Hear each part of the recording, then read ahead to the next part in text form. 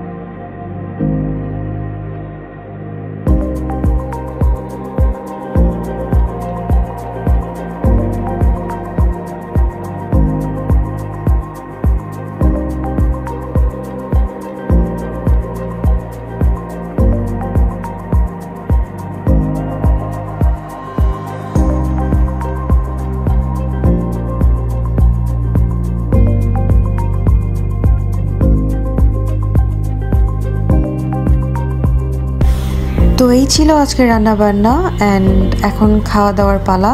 তো প্লেটে প্লেটে করে খাবার উঠিয়ে দিচ্ছিলাম। এখন আমরা সবাই খেতে বসবো।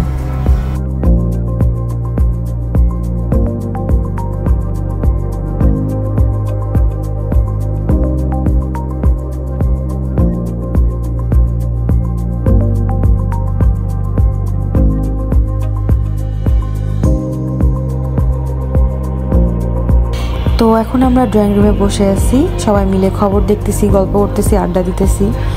আর এখানে আমরা ফ্যামিলির সবাই আছে। আর এখন বাজে রাত 12টা। তো আমরা 12টার খবরই মেইনলি দেখতেছিলাম। খবর দেখার পাশাপাশি আমরা একটু গল্প করতেছিলাম, বিভিন্ন গল্প।